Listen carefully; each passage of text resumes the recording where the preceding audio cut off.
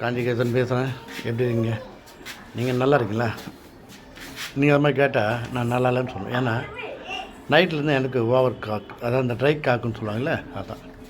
அது வரத்துக்கு காரணம் 2 இருக்குங்க.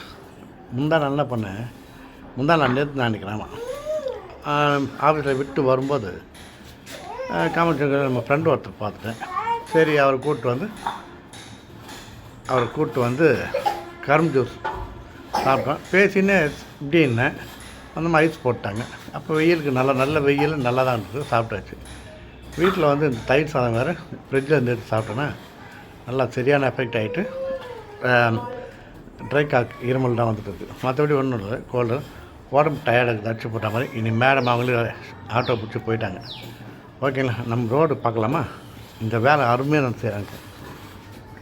சொன்ன பார்த்தீங்கன்னா பிளாக்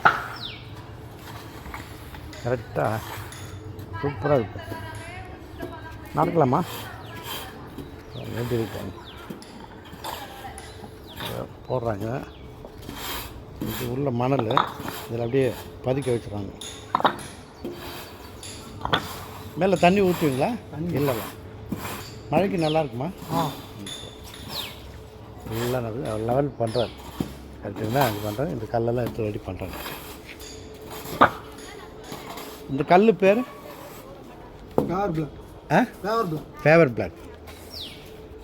இது எங்கே பார்த்துருவோம்? நம்ம சென்ட்ரல் ஸ்டேஷனில் பார்த்துருப்போம். அந்த பிளாட்ஃபார்ம்லாம் போட்டிருப்பாங்க. ஓகேவா?